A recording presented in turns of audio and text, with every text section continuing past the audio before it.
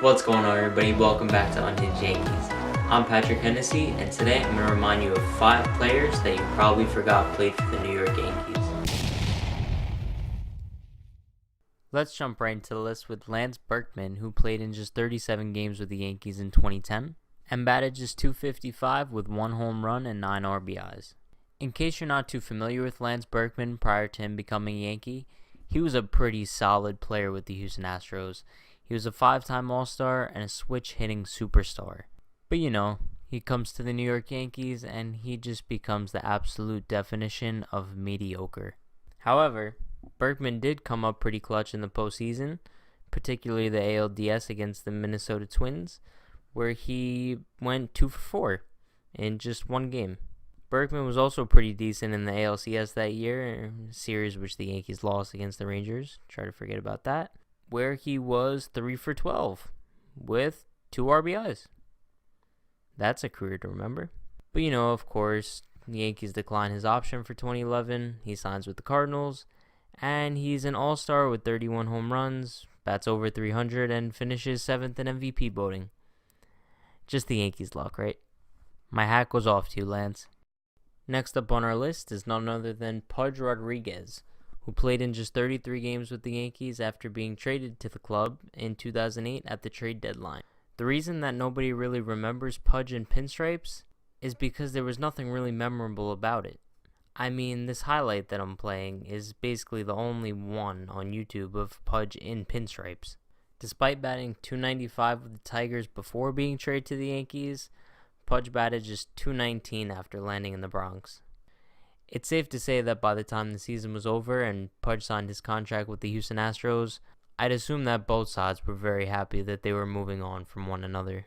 So while Pudge Rodriguez is undoubtedly one of the greatest catchers in MLB history, his tenure with the Yankees did not go as planned, and therefore it has become very forgettable.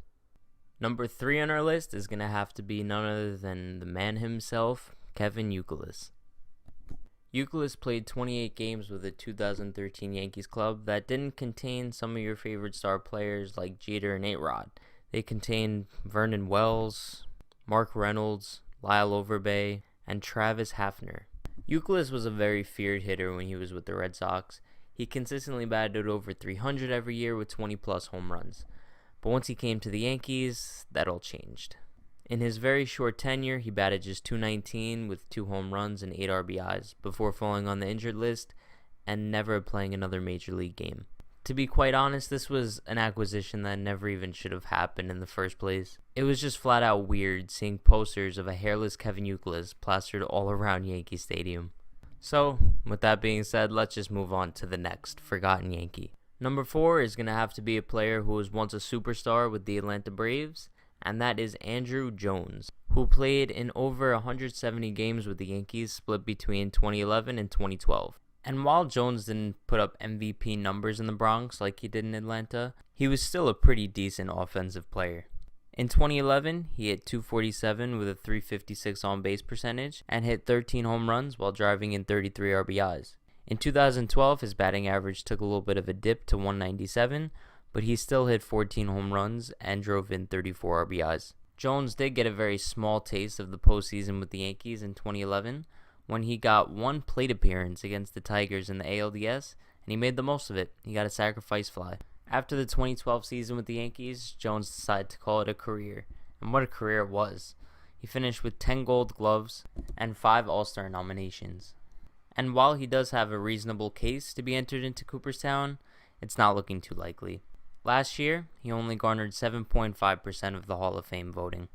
So, we wish you the best of luck, Andrew. Last but not least on our list is one player that MLB fans clamor over, and that's Bartolo Colon, who pitched in 29 games with the Yankees in 2011. For starters, Colon missed the entire 2010 season due to a number of nagging injuries, including right shoulder and elbow pain and damaging his rotator cuff. On January 26, 2011, the Yankees signed Bartolo Colon to a minor league contract.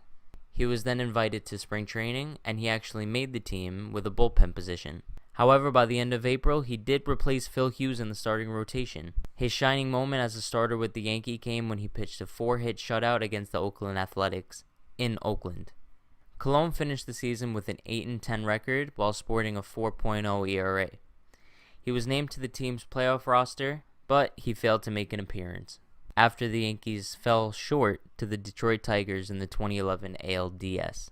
After the 2011 season, Colon would go on to pitch in 7 more seasons in his big league career into his age 45 year. And while he's still a free agent now at age 46, it's unlikely that he'll find his way back in the big leagues anytime soon. Thanks for watching.